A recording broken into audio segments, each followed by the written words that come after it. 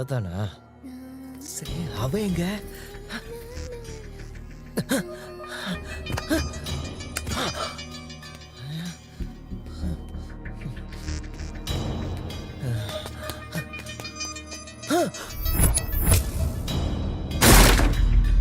இங்கதானே விழுந்து கிடந்தோம்.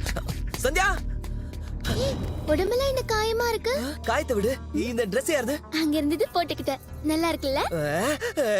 கட்டி போடு, கட்டி போடு, கட்டி போடு. போ சஞ்சய், எல்லாம் கல்யாணத்துக்கு அப்புறம் தான்.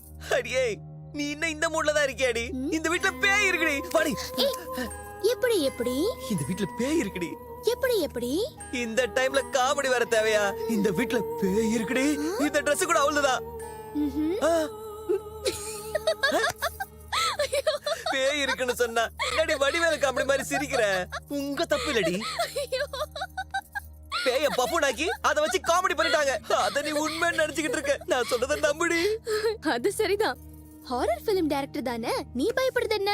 நீ பேய பாத்தினா அதுக்கு தண்ணி காட்டுவேன்னு நினைச்ச? பாக்காத வரைக்கும் நானும் அப்படிதாண்டி இருந்தேன். பார்த்ததுக்கு அப்புறம் ரஜினிகாந்துக்கே ரியாக்ஷன் இப்படிதாண்டி இருக்கும். நான் ஏமாத்திரம் உன் மேல சத்தியம்டி. பாரு எப்படி பொழந்துட்டாங்கன்னு. Okay okay.